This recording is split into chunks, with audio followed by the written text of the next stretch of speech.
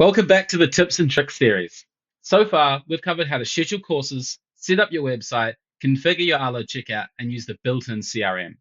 In this video, we're going to look at dashboards and reporting, how to access and run reports in Arlo, and how to use them to track training performance and improve your offering. Let's get started. If you're a new user of Arlo and have just started a trial, you'll first be introduced to the platform through our dashboard. Think of it as your training command center, a snapshot of your entire training operations. At a glance, you'll see upcoming courses, any orders that require approval, a live registration count that updates in real time, any tasks that need action, and any contacts, organizations, leads, and more. Clicking into any of these areas lets you drill down for more detail and take action straight away. In this example, I'm clicking through into a course and getting a full snapshot of that course right from the dashboard.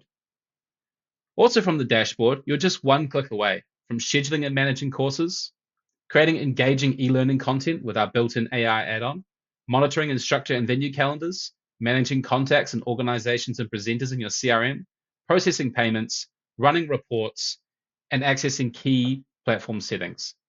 It's also helpful to know there are two states to your Arlo platform. The demo environment or sandbox that I'm in now that's packed with dummy data, perfect for testing and exploring.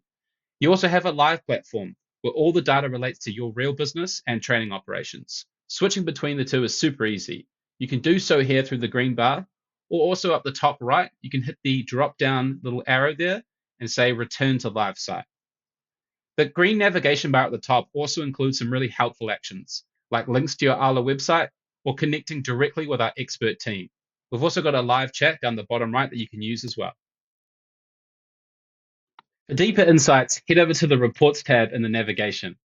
Here, you'll find Arlo's full reporting library, organized into helpful categories like courses, presenters, registrations, orders and discounts, contacts and organizations, certifications, sales and marketing, financials, communications, and a whole lot more.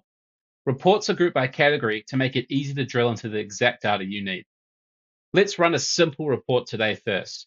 I'll use the course registrants in this example. From here, you can either run a one-off report for a specific course or a bulk report covering multiple courses filtered by date, location, presenter, and more.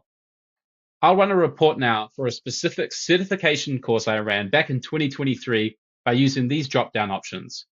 I just need to choose the date it ran, and I can then pull a list of registrants for that course and any details that will flow through, like payment, dietary requirements, and more. You can then choose to view that on screen or export it as a PDF or an Excel file.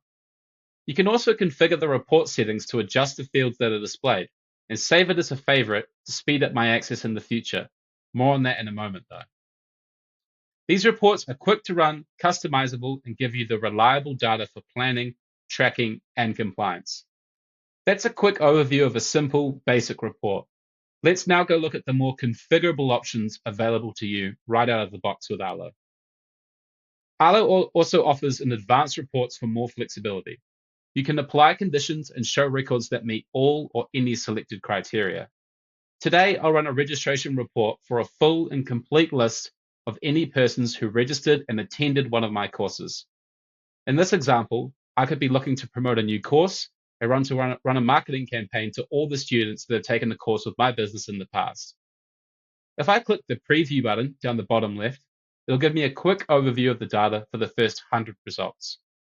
I can then choose fields. I can add columns like custom fields that we created in the video earlier. I can decide the order of results, and I can export in my preferred format and time zone. Advanced reports give you more of an ability to slice, group, and analyze data in exactly the way that you need. If you run the same report regularly, save it as a favorite. This keeps your preferred fields and filters so you don't have to rebuild it each time, saving a lot of time. All I had to do is click the Save to Favorites button, give it a name and a description. You can also schedule reports to send automatically. Clicking the Schedule button, I just need to choose the recipients that this will go to and when this report will run.